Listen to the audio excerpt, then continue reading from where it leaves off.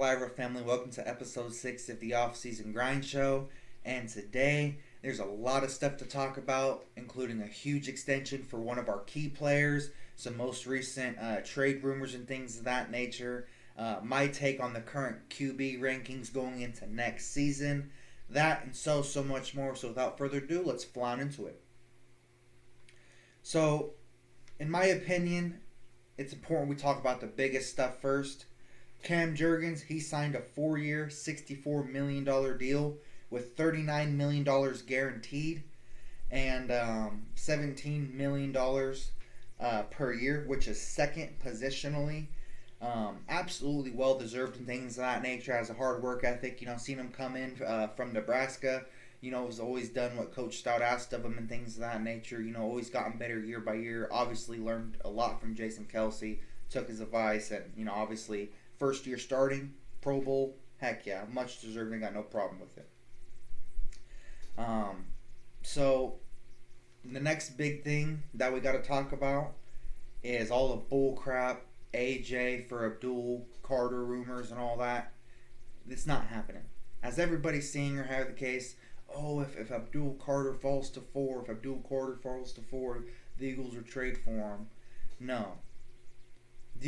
To anybody that thinks there's any truth to that, do you know how much A.J. Brown would count to the cap? It's like 60 plus million, something like that, 50, 60 million against the cap if we were to trade him. And then I think it would be like a little bit less, but not even like that big of a deal less after post-June. But even then, it's still 40, 50 million. Absolutely not. Yeah, sure, last year he missed a game or two or however the case, but that's nowhere near enough to say, yeah, let's trade him. He's a good locker room guy and things of that nature. Super Bowl champion. Heck no, not happening. And not even just from an emotional standpoint, that's just logic. He counts too much against the cap or however the case. He means too much to the city of Philadelphia. I'm sorry. He does. He means too much to the city of Philly. And that's a fact. Next up, the New York Giants did call and ask about looking into Dallas Goedert maybe for a trade price or how much it would cost or however the case in terms of draft picks or player. Personally, I don't think there would be really any players that would be really worth it for Dallas Goedert, considering the fact that Saquon Barkley is currently with us and he's been with us for that year or half case. We wouldn't be able to acquire him, but other than that, some other big stuff we got to talk about. Simmons, he seems really desperate to be a Philadelphia Eagle and things of that nature. He explained how good he'd be a fit and how much he likes Vic Fangio and things of that nature. In my opinion, if he didn't want to play with us last year, why does he want to play with us now all of a sudden? To me, it just strikes me as weird. I'm not a know-it-all. You know what I'm saying? If he could help us, I'm all for it. I'm Philly first. You know what I'm saying? As long as Philly wins, I don't care who's on the team. You know what I'm saying? As long as we win. But I'm just saying, like from a fan standpoint, dang. Ideally, as a fan, I wish, that whoever signed with us wants to be a Philadelphia Eagle, to some extent. Heck yeah, I always wanted to play in Philly. I know how they are, the fans will push me and things of that nature. I want, that's the ideal situation. But obviously you can't always have it your way. As long as we win, heck yeah, that's all I can ask for. And obviously we just won a Super Bowl, so. Yeah, BG, he spoke on an interview or however the case with the Up and Adams K show or however the case with Kay Adams, I think her name is.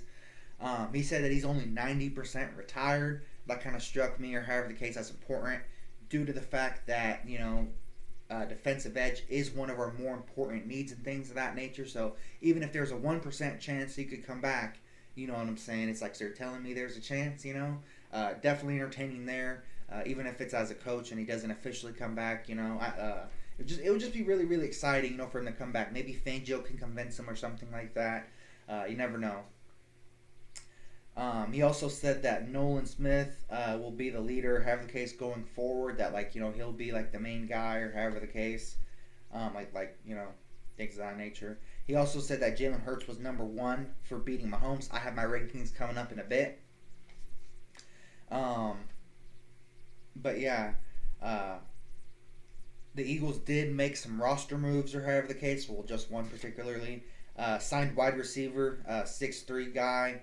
Terrence Marshall Jr. to a 1-year deal. In my opinion, probably just a camp body for Johnny Wilson or Dotson or however the case.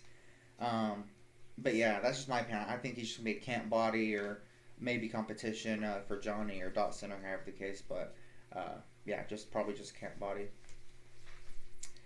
But yeah, definitely a lot of stuff exciting there. However the case, AJ Brown, he's working on his touchdown celebrations and whatnot.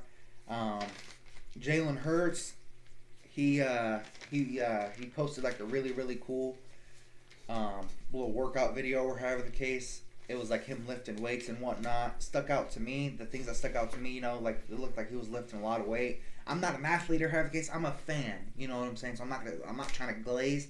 I'm not trying to kiss ass or however the case. But it looked like he was trying to push himself. You know what I'm saying, to be stronger and whatnot. Like you could actually see the drive of him trying to push himself. Some people, they just put light weights, and you could tell they're just half-assing it just for clout. Like for him to actually look like he was trying, he was throwing the ball like he was actually trying to get more accurate when he was throwing. Looked great throwing the ball and things of that nature. Yeah, just really exciting or however have it playing right now or however, just really exciting to see. When especially whenever your starting quarterback is making $50+ million, he just won you a Super Bowl. That's exactly what you want to see this time of year. So not in any way trying to glaze, not trying to kiss ass, but it is really exciting to see, from our starting quarterback. And speaking of starting quarterbacks, going into next season, including age, including postseason of what happened last year, including what they have shown, these are my top 10 quarterbacks going into next year. So, number 10, Jared Goff.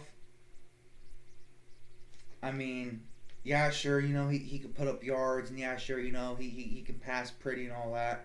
But in the postseason, I haven't heard his name in the past few years. I'm talking postseason. In the playoffs, the Super Bowl, I have not heard his name in a while. In terms of Super Bowl and playoffs, I have not heard his name in a while. In terms of being relevant. C.J. Stroud, he's improving or however the case, but I just don't think he's on the level of these quarterbacks that I'm about to name. Just straight up, I ain't got nothing against him. You know what I'm saying? He could throw great, he's all for God, heck yeah. Hallelujah, I love God too, but I'm just saying in terms of on the field football, throwing the ball, yeah, I just don't think he's on the level. Number 8, a rookie quarterback. I can honestly see a rookie quarterback being number 8. I can honestly see that. Number 7, Matthew Stafford. He gave us, arguably our hardest playoff game last year. Being 38 years old or however the case, playing for the Rams. Him, Puka Nacua, and them. Absolutely. One of the clutcher quarterbacks in the NFL. Absolutely, all credit where it's due. He gave us a very entertaining snow game to watch, despite it being snow and the narrative being, even myself, I said, hopefully, the narrative of him not being able to throw well in cold, snowy, cold and snowy games, hopefully that's true. But obviously it wasn't. He's able to throw pretty darn good. So that being said, I definitely think, him, doing that or however the case, obviously not having the best defense and things of that nature to help, I definitely think, he deserves to be in the top 10 to some extent. And the fact that he won a Super Bowl, that definitely deserves it. Won it over Joe Burrow. So, number 6, Jaden Daniels. I'm counting in the possibility of sophomore slump or sophomore slouch or however you want to call it. I'm counting that in as a possibility.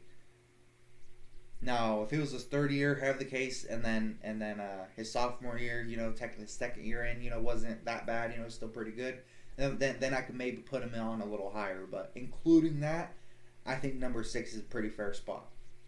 But yeah, he had a fantastic rookie year. He's clutch, he can throw, obviously, he can read the defense. He can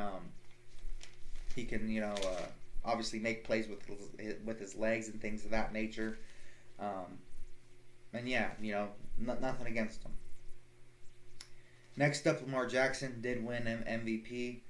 and things of that nature. But he has had stacked rosters. He has had stacked defenses, and similar to another guy on this list who I'm about to get to, he just can't get past a particular hump. Pause, no diddy, just saying. Number 4, Joe Burrow. Just because you play for a poverty franchise doesn't mean you're immune to criticism, and doesn't mean that everything you do it can't in any way be improved, or however the case may be. Certain things can be improved on. Take a pay cut, ask for a trade. No one's telling you to stay there. If you want to win, or however the case, then get the heck out of Cincinnati. It's that simple. But even then, hasn't made the playoffs. Didn't make the playoffs last year. Had to depend on the Chiefs winning or losing a game for them to make the playoffs. The Bengals to make the playoffs. I'm just saying. For somebody who's supposed to be generational, the next Tom Brady, the next this guy, who the next Hall of Fame arm talent, where's it at? I mean, it's almost to the point where like the injury-prone label and those types of labels are being tossed around Joe Burrow. It's almost that time of his career. That's literally the reason why Dak Prescott's not on the list. He's absolutely useless in the playoffs. He's shown that his whole career. Number 3, Josh Allen. Can't get over the same hump Lamar Jackson can't get over. He can't beat Patrick Mahomes.